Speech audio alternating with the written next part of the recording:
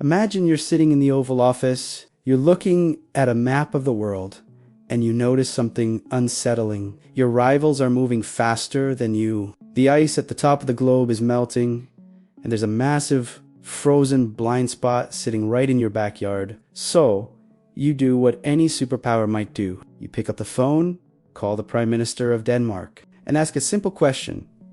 How much for Greenland? When this idea made headlines in 2019, the world laughed. The media treated it like a fever dream, and Denmark called the suggestion absurd.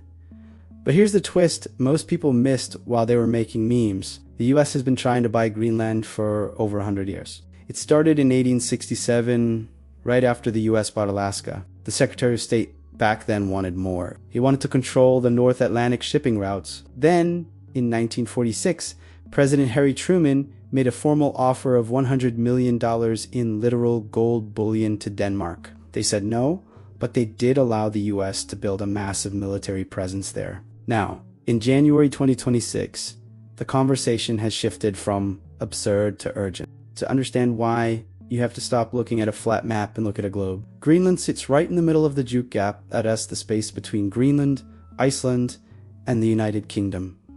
It is a narrow gateway. If a Russian submarine wants to get into the Atlantic Ocean to threaten North America, it usually has to pass through this gate. For the US military, Greenland is an unsinkable aircraft carrier.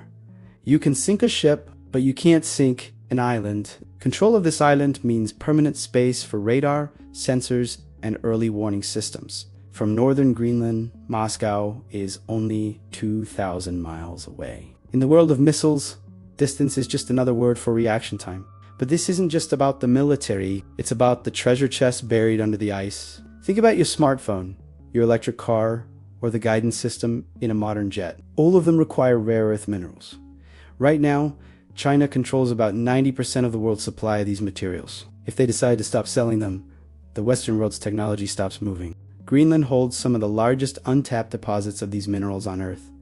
As the ice melts, these riches are becoming accessible for the first time in history. Washington isn't just looking at ice. They are looking at a way to break China's monopoly on the future. This has created a high-stakes game of 4D chess. Greenland is currently self-governing, but they rely on a $600 million annual check from Denmark to keep their hospitals and schools running. Many Greenlanders want full independence, but they can't afford it yet. This is the independence trap.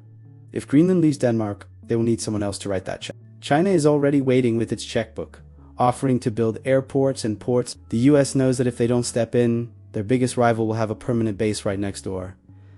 There are darker stories hidden here too. Deep under the snow lies Camp Century, a top-secret 1950s project where the US tried to hide nuclear missiles in tunnels carved into the glaciers. They abandoned it when they realized the ice was moving too much, leaving behind radioactive waste and fuel. Now that the ice is melting, those old secrets are starting to resurface. And that brings us to the present. In these first few weeks of 2026, the tension has reached a breaking point. The White House has confirmed that securing Greenland is now a top national security priority. There has even been talk of military options and pressure on Denmark to negotiate. European allies are sounding the alarm, warning that the US is pushing too hard on a fellow NATO member. But while the superpowers play for territory, the people on the ice are facing a different reality. Greenland has one of the highest suicide rates in the world. Their traditional way of life is vanishing. Sled dogs are being put down because there isn't enough sea ice left for hunting, and the hunters can't afford to feed them. The US sees Greenland as a shield. China sees it as a battery. Denmark sees it as a responsibility. But for the 56,000 people living there, it's just home. The ice is disappearing, and as it vanishes, it's revealing the most dangerous thing of all: greed. The question isn't whether Greenland is valuable, we already know it is. The question is how far the world's superpowers are willing to go to own the top of the world. What do you think? Should the US continue to push for a deal to own Greenland, or should it remain an independent partner in the North? If you enjoyed this video, hit like and subscribe for more.